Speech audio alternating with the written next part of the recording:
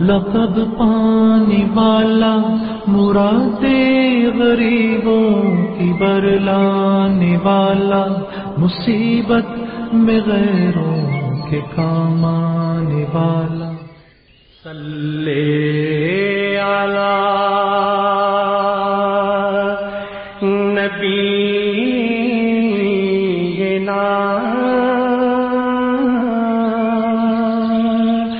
صلی علی محمد۔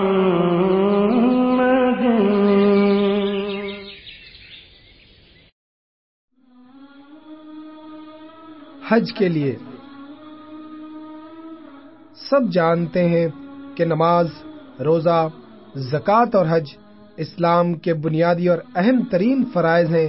ان میں سے کسی ایک کے انکار سے بھی آدمی دائرہ اسلام سے خارج ہو جاتا ہے، اور ان کا تعارف اللہ کا بہت بڑا نافرمان ہے، اور ان فرائض کے مسلسل ترک کرنے سے ایمان بس کچھ یوں ہی سا باقی رہ جاتا ہے۔ جس شخص کے دل میں خدا کا خوف، رسول کی محبت اور دین سے لگاؤ ہوگا، وہ ان بنیادی فرائض سے راز برت ہی نہیں سکتا۔ بھول چوک کی اور بات ہے، حج کا زمانہ قریب آیا تو حضور نبی کریم علیہ الصلوۃ والسلام نے بھی 1400 صحابہ کے ساتھ فریضہ حج ادا کرنے کی نیت سے مکہ مکرمہ کی جانب کوچ فرمایا۔ کفار قریش کی کینہ سازیاں اور مسلمان دشمنی پیش نظر تھی کہ بد نصیب ہر آن خدا پرستوں کے ٹکراؤ کے لیے بہانے ڈھونڈتے رہتے ہیں۔ جس کے دل میں کھوٹ ہوتی ہے وہ دوسروں کو بھی اپنا ہی جیسا سمجھتا ہے۔ اس خیال سے قربانی کے اونٹ مسلمانوں نے اپنے ساتھ لے لیے اور حج کا لباس احرام بھی پہن لیا، تاکہ قریش کو کہیں یہ دھوکہ نہ ہو جائے کہ پیغمبر اسلام حملہ کرنے کے لیے مکہ میں آ رہے ہیں۔ حکم دیا گیا کہ جو مسلمان حج کرنے کے لیے چل رہے ہیں وہ اپنے ساتھ بس تلوار تو رکھ سکتے ہیں، مگر کوئی اور ہتھیار نہیں لے جا سکتے، اور تلواریں بھی کھلی ہوئی نہ رہیں، ان کو نیام میں رہنا چاہیے۔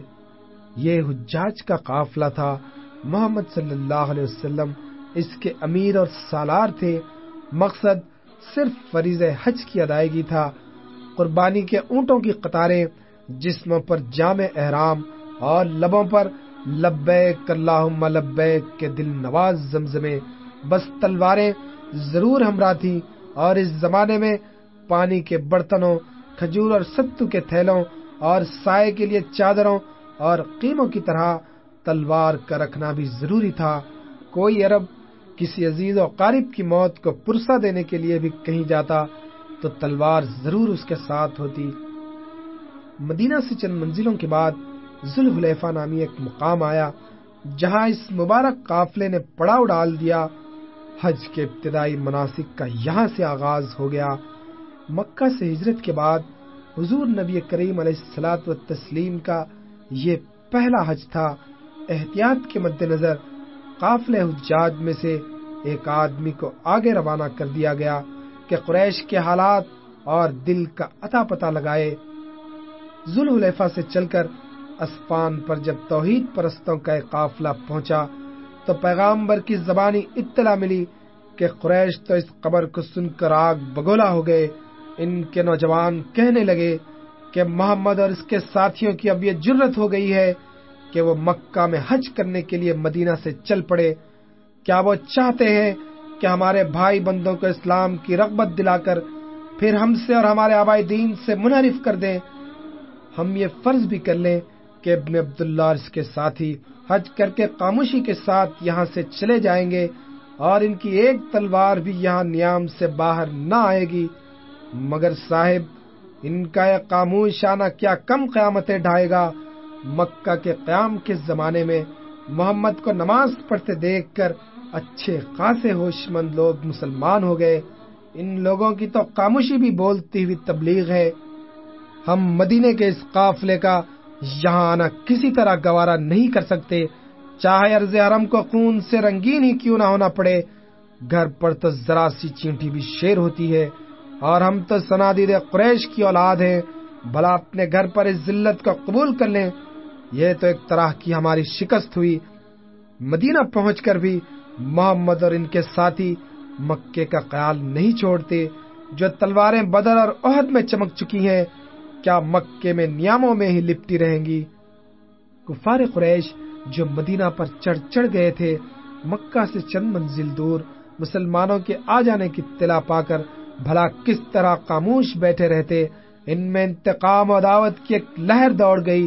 تیاریاں شروع ہوئی، عکاظ اور مینا کے میلوں میں جانے کے لیے نہیں، حضرت محمد صلی اللہ علیہ وسلم اور آپ کے سرفروش صحابہ سے جنگ کرنے کی غرض سے خالد بن ولید کی قسمت کا ستارہ ابھی تک کفر کی ظلمت میں چھپا تھا۔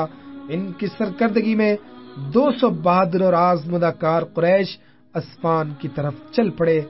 یہ مقدمۃ الجیش تھا، اصل فوج تو پیچھے آ رہی تھی۔ کفار قریش کے تیوروں سے عتاب و خفگی کے شرارے نکل رہے تھے، مگر قدرت مسکرا رہی تھی کہ نادانو، تمہارے کمانڈر جس کی تلوار آج کفر کی حمایت میں بے نیام ہے، ایک دن ایسا آئے گا کہ یہی تلوار اسلام کی حمایت کا حق ادا کرے گی۔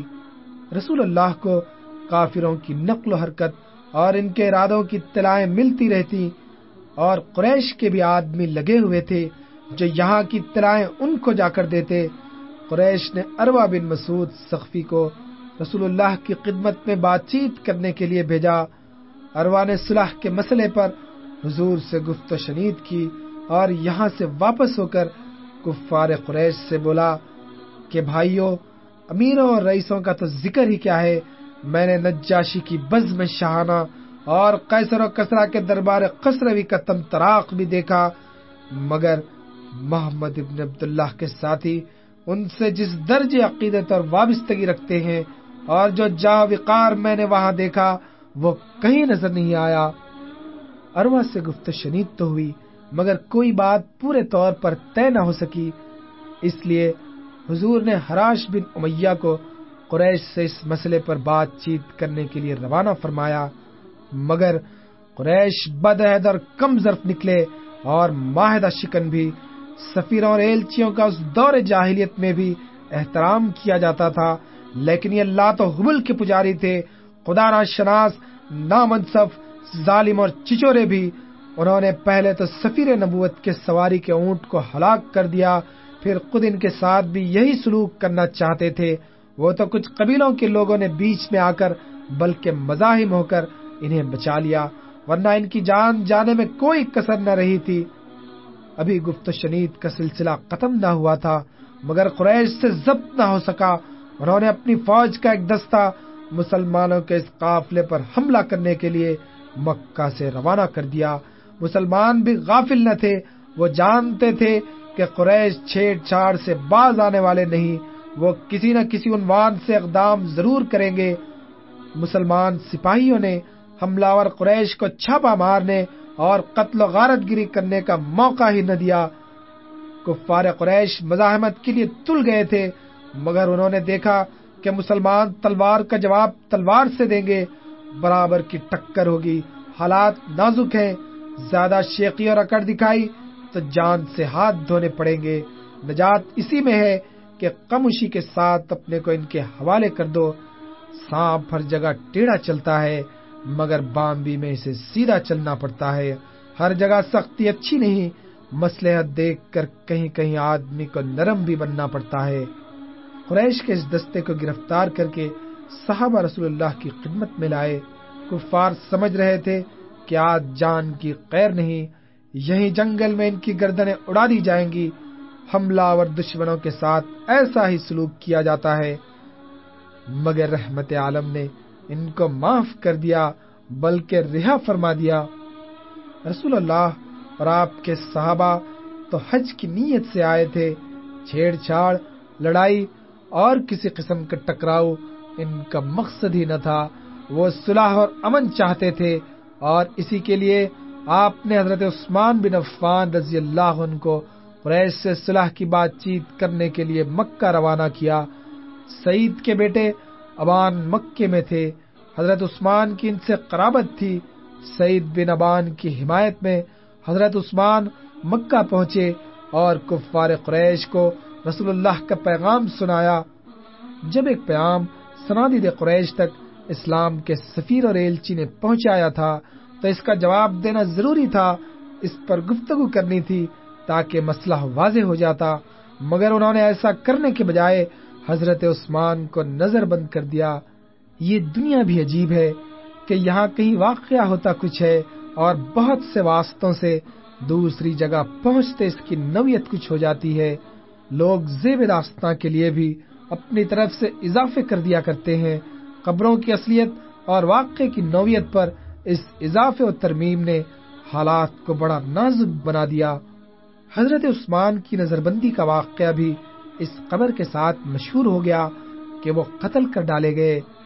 حضور کو اس واقعے کی اطلاع ملی تو آپ نے زبان مبارک سے ارشاد فرمایا کہ عثمان کے خون کا قصاص لینا فرض ہے۔ پھر آپ نے صحابہ کو جمع کیا، آن کی آن میں پروانے شم نبوت کے ارد گرد جمع ہو گئے۔ عثمان کی شہادت کی خبر سے حضور بہت متاثر تھے۔ حضور نے ببول کے درخت کے نیچے صحابہ اکرام سے اللہ کی راہ میں مارنے اور مر جانے کی بیعت لی۔ عجیب سما تھا، چٹیل میدان، کہیں کہیں کھجور کے سوکھے پیڑ اور ببول کے درخت دکھائی دیتے، دور تک ہو کا عالم تھا اور خدا کا نبی جان نثاری کے لیے صحابہ سے بیعت لے رہا تھا۔ مرد اور عورت جوش میں آ کر اقرار کر رہے تھے کہ اللہ کے راستے میں ہماری جانیں کام آ جائیں تو یہ سب سے بڑی سعادت ہوگی۔ یہ اقرار زبان حال سے تھا، یعنی یہ کہ عثمان بن عفان کے خون کے ایک ایک قطرے کا قصاص لیا جائے گا۔ کفار اس گھمنڈ میں نہ رہیں کہ ہم پرائے دیس میں ہیں، مدینہ یہاں سے دور ہے۔ خدا کی قسم ہم بدر و احد سے زیادہ پامردی اور بے جگری کے ساتھ لڑیں گے۔ یہ جانے آ کر ہیں کس دن کے لیے؟ خدا کی راہ میں ان کا کام آ جانا زندگی کی معراج ہے۔ تاریخ میں بیت رضوان کے نام سے مشہور ہے، مگر بعد میں جا کر اس خبر کی اصلیت کا پتہ چل گیا کہ اطلاع غلط تھی۔ حضرت عثمان شہید نہیں ہوئے، کافروں کے یہاں نظر بند ہیں۔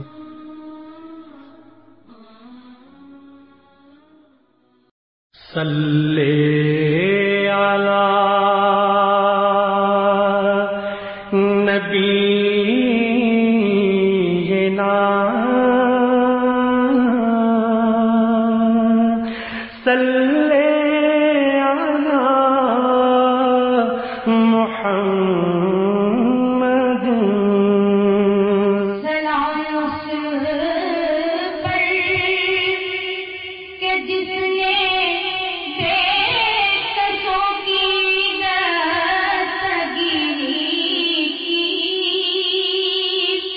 سلام اس پر کہ جس